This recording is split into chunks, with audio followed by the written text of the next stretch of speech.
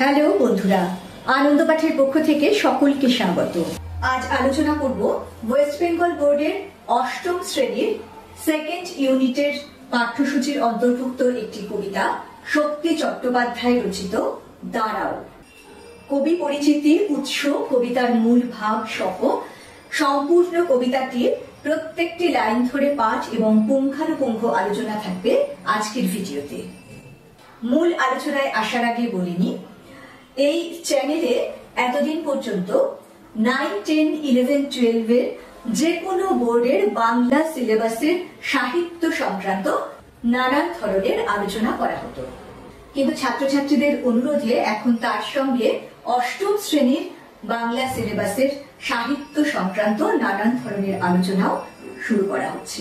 তাই অষ্টম শ্রেণীর ছাত্রছাত্রীদের জন্য বলছি, তোমাদের যদি এই আলোচনাগুলো ভালো লাগে এবং এই ধরনের আলোচনা আরো বেশি করে পেতে চাও, তাহলে লাইক, শেয়ার ও সাবস্ক্রাইব করে পাশে থেকো।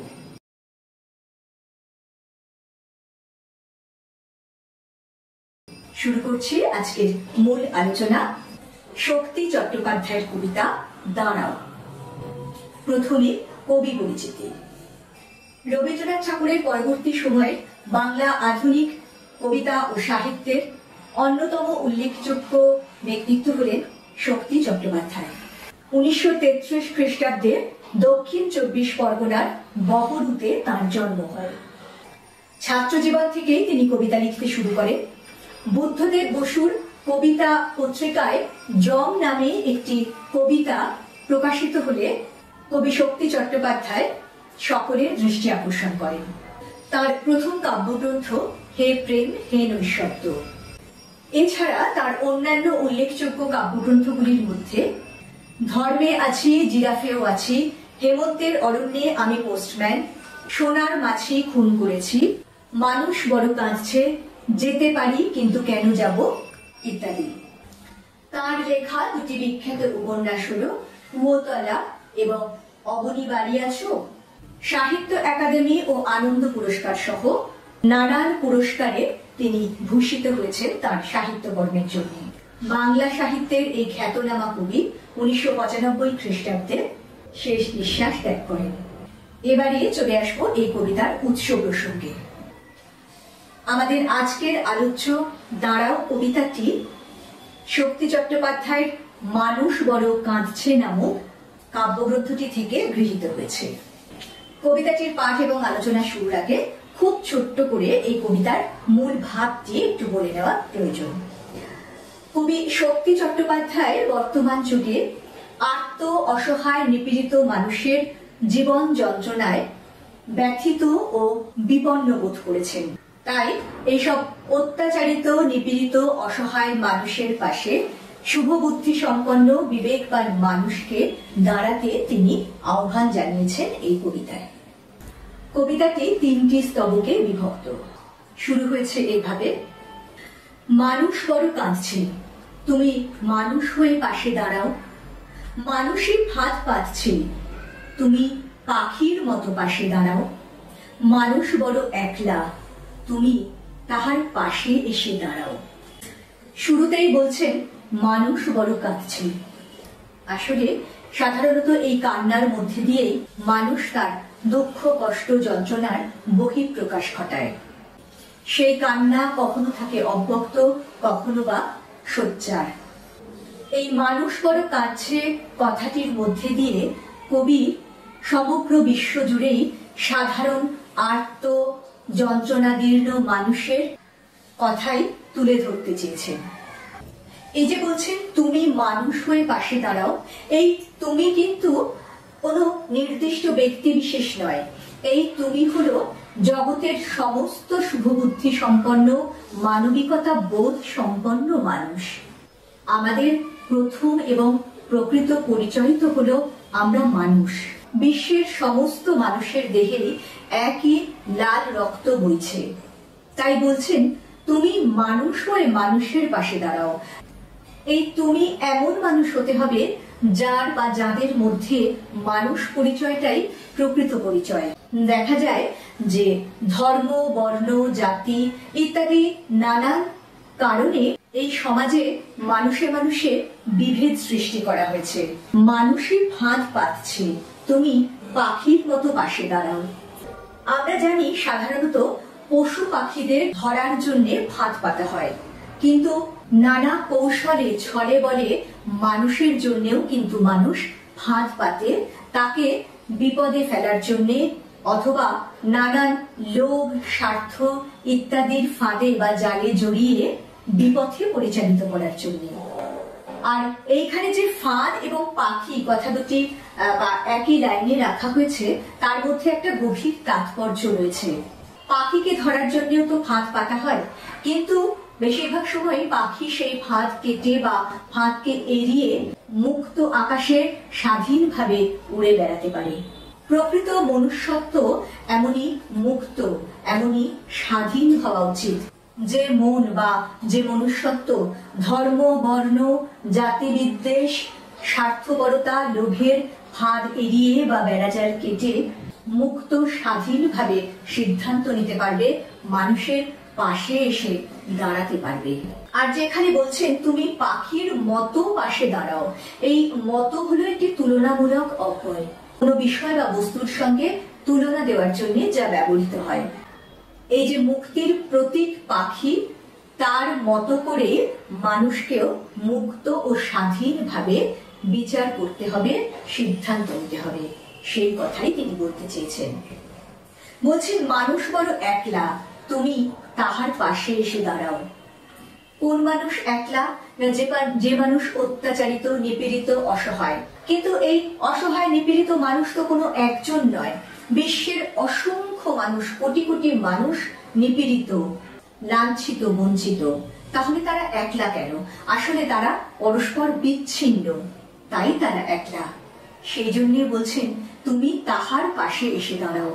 সম্পূর্ণ চলিত ভাষায় লেখা কবিতার মধ্যে হঠাৎ করে এখানে তার না বলে কবি বলছেন তাহার। তারও একটা বিশেষ কারণ আছে। এই তাহার কথাটি বলার মধ্যে দিয়ে কবি তার বক্তব্যের গভীরতা ও ব্যাপ্তিকে তুলে ধরতে চেয়েছেন, জোরালো করতে চেয়েছেন। এই যে মানুষ হয়ে এই একাকী মানুষের পাশে এসে দাঁড়াতে, তার হাত ধরতে আহ্বান জানিয়েছেন। দ্বিতীয় স্তবকে বলছেন তোমাকে সেই সকাল থেকে তোমার মতো মনে পড়ছে, সন্ধে হলে মনে পড়ছে, রাতের বেলা মনে পড়ছে। মানুষ বড় একলা, তুমি তাহার পাশে এসে দাঁড়াও। সকাল, সন্ধে, রাত নিয়েই তৈরি হয় একটা গোটা দিন। বলা যায় মানসিক জীবনেরও একটা বৃত্ত সম্পূর্ণ হয়। সেই সারাটা দিন বা সমস্ত সময়টা ধরে, অর্থাৎ একটা পুরো জীবনকাল ধরেই কবি যেন সেই মানুষকে খুঁজে বেড়াচ্ছেন, সেই মানুষের কথা মনে পড়ছে। সকালবেলায় তাকে মনে পড়ছে, সন্ধেবেলায় মনে পড়ছে, মনে পড়ছে রাতের বেলাও। এই মনে পড়া বা মনে করা কোনো ব্যক্তি বিশেষকে নয়, তার যে এই অস্থিরতা, এই আকুতি, তা হলো আসলে প্রকৃত মনুষ্যত্ববোধ সম্পন্ন, শুভ বুদ্ধি সম্পন্ন মানুষের জন্য আকুতি। এই দ্বিতীয় স্তবকেরও শেষ লাইনে বলছেন মানুষ বড় একলা, তুমি তাহার পাশে এসে দাঁড়াও। এই অগণিত অসংখ্য নিঃসঙ্গ মানুষের একাকিত্ব কাটতে পারে একমাত্র মানুষেরই সাহচর্যে। যন্ত্রণা দীর্ঘ মানুষ প্রত্যেকে যদি প্রত্যেকের হাত ধরে পাশে দাঁড়ায়, অথবা শুভ বুদ্ধি সম্পন্ন বিবেকবান যে মানুষ বুঝতে পারে জীবনের প্রকৃত অর্থ, মানুষ হিসেবে তার প্রকৃত দায়িত্ব কর্তব্যের কথা, তাহলেই এই অসহায়তা, এই বিপন্নতা দূর হতে পারে। তাই বলছেন তুমি তাহার পাশে এসে দাঁড়াও। বারবার এই পাশে দাঁড়ানোর কথা বলে আসলে তিনি তার এই যে আকুতি, মানুষ হিসেবে আরেকজন মানুষের পাশে দাঁড়ানো বা একে অপরকে সহায়তা করার যে দাবি, তাকেই আরো জোরালো করে তুলতে চাইছেন। কারণ মানুষ কথাটির মধ্যেই তো রয়েছে মান আর হুঁশ। যেখানে মানুষের সম্মান বিপর্যস্ত, সেখানে এই প্রকৃত হুঁশ বা সচেতন মানুষকেই তো প্রয়োজন, মানুষ হয়ে মানুষের এই অপমান, এই লাঞ্ছনা দূর করার জন্য। তৃতীয় তথা শেষ স্তবকে বলছেন এসে দাঁড়াও, ভেসে দাঁড়াও এবং ভালোবেসে দাঁড়াও। মানুষ বড় কাঁদছে, তুমি মানুষ হয়ে পাশে দাঁড়াও। মানুষ বড় একলা, তুমি তাহার পাশে এসে দাঁড়াও। কবিতার এই শেষে এসে কবি যেন আমাদের কাছে পথ প্রদর্শকের ভূমিকা পালন করছেন, আমাদের দিশা দেখাচ্ছেন, পথ দেখাচ্ছেন কিভাবে আমরা আমাদের এই মানুষ হিসেবে দায়িত্ব পালন করব। বলছেন এসে দাঁড়াও, ভেসে দাঁড়াও। নদীতে যখন জলস্ফীতি হয় তখন তা যেমন সব কিছুকে ভাসিয়ে নিয়ে যায়, তেমনি আমরাও আমাদের সব দ্বিধা, দ্বন্দ্ব, জড়তা, স্বার্থপরতা, লোভ, বিদ্বেষ, অহং সব কিছুকে ভাসিয়ে দিয়ে অর্থাৎ দূরে সরিয়ে দিয়ে মানুষ হিসেবেই আরেকজন অসহায় আর্ত মানুষের পাশে যেন দাঁড়াতে পারি। এইখানে এই যে দাঁড়াও কথাটি 3 বার করে মোট 6 বার ব্যবহৃত হয়েছে। আসলে তারও একটা বিশেষ তাৎপর্য রয়েছে। আমরা কখন উঠে দাঁড়াই? যখন কোনো সিদ্ধান্ত নেই, যখন আমাদের কোনো বিপন্নতা বা কোনো অসহায়তা অথবা কোনো বাধা, দ্বিধা, দ্বন্দ্বকে ঝেড়ে ফেলে আমরা উঠে দাঁড়াই কোনো কিছু করার জন্য। আমরা বলি না, অনেক হয়েছে, এবার সবকিছুকে সরিয়ে রেখে একটু মনে জোর রেখে উঠে দাঁড়াও দেখি। ঠিক তেমনি করে এই বারবার দাঁড়াও শব্দটি বা পাশে দাঁড়াও শব্দটি ব্যবহার করে কবি যেন আমাদের অন্তরের সেই শুভ বুদ্ধি, সেই বিবেক, সেই মানবিকতা বোধকে জাগ্রত করতে চেয়েছেন। যে মানবিকতার বোধ সমস্ত ক্ষুদ্র গণ্ডি ও সংকীর্ণতার বেড়া জালকে ভাসিয়ে দিয়ে, ভেঙে দিয়ে আর্ত অসহায় মানুষের পাশে এসে দাঁড়াতে পারে। অতএব বন্ধুরা, সমগ্র কবিতাটি আলোচনার শেষে আমরা বলতে পারি কবি এখানে বর্তমান সময়ের এক বিপন্নতা আমাদের কাছে তুলে ধরেছেন, শুধু নয় তার থেকে সমাধান বা মুক্তির পথও বলে দিয়েছেন। সভ্যতার সেই আদি যুগ থেকে মানুষ সময়ের ধারা বেয়ে নানান বিবর্তনের পথ বেয়ে আজকের এই অবস্থায় এসে দাঁড়িয়েছে। একদিকে যেমন অপরিসীম উন্নতি ও প্রগতির পথে চলেছে মানুষ, অপরদিকে তেমনি ক্ষুদ্র স্বার্থ, লোভ, সংকীর্ণতা, অহংকার ইত্যাদির বশবর্তী হয়ে মানুষই মানুষের দুঃখ দুর্দশার কারণ হয়ে উঠছে, ডেকে আনছে একে অপরের জীবনে সর্বনাশ।